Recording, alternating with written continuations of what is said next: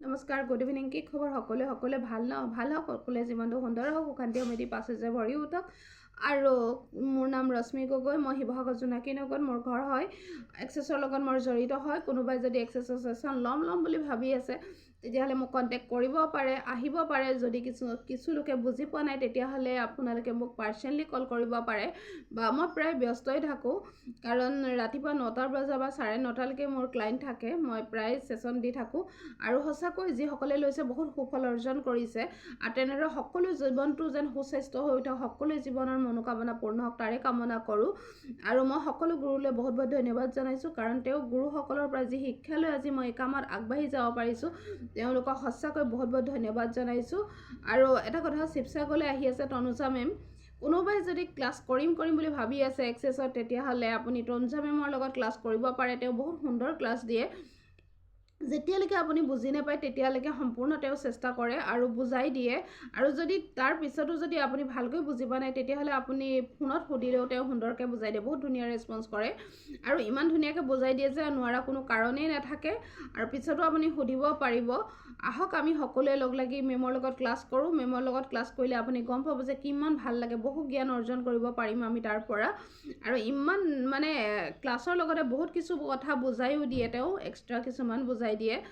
আৰু এটা বহুত এটা ভাল লাইফ হয়। এক্সেছে মানুহৰ জীৱনটো সুন্দৰকৈ গঢ়ি তুলিবলৈ কেনেকৈ আগুৱাই যাব লাগে সেই ক্ষেত্ৰত তেওঁ সহায় কৰে।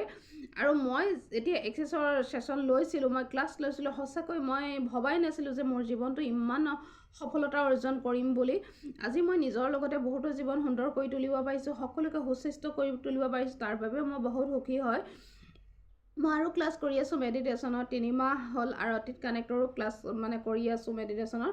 কোনোবাই যদি ক্লাছ কৰিম বুলি ভাবে তেতিয়াহ'লে আপোনাৰ ৰুমি দেৱী মেম আছে, তেওঁৰ পৰা ক্লাছ কৰিব পাৰে। তেওঁ সুন্দৰ ক্লাছ দিয়ে। আৰু কোনোবাই যদি খ্ৰীষ্টেল ল'ম বুলি ভাবিছে তেতিয়াও মোক কণ্টেক্ট কৰিব পাৰে। মই খ্ৰীষ্টেলে দিওঁ আৰু এঞ্জেল ৰচিও বনাওঁ, উইচ ফুলফিলৰ কাৰণে, হেলিচিছৰ কাৰণে, সকলোৰ কাৰণে বনাওঁ।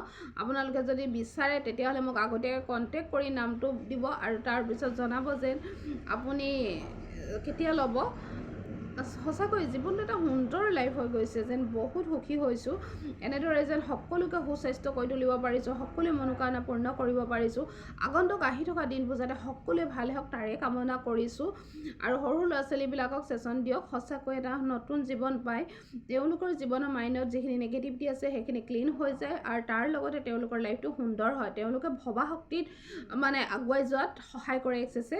সেইটো কাৰণে কৈছোঁ, কোনোবাই যদি ষ্টুডেণ্টক দিব বিচাৰে তেতিয়াও মোক কণ্টেক্ট কৰিব পাৰে।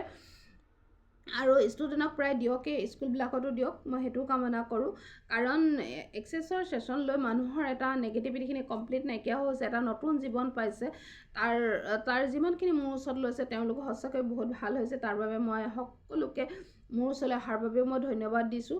আৰু মই বহু বেছি দীঘলীয়া নকৰোঁ ভিডিঅ'টো, কাৰণ মোৰো ক্লাইণ্ট আহি আছে, সেইটো কাৰণে। আৰু কোনোবাই যদি ল'ম বুলি ভাবে তেতিয়াও মোক কণ্টেক্ট কৰিব। যদি এক্সেছৰ ক্লাছ কৰিব বিচাৰে তনুজা মেমৰ লগত তেতিয়াহ'লে মোক কণ্টেক্ট কৰিব পাৰে, কাৰণ শিৱসাগৰত তেওঁ আহিছে, তেওঁকো আমি মাতিছোঁ যাতে তেওঁলোকে, আমাৰো বহুত কিছু লোক আছে জানিবলৈ, তেওঁলোকে শিকক আৰু তেওঁলোকৰ জীৱনটো সুন্দৰ হওক তাৰে কামনা কৰিছোঁ। ঠিক আছে, বাই বাই।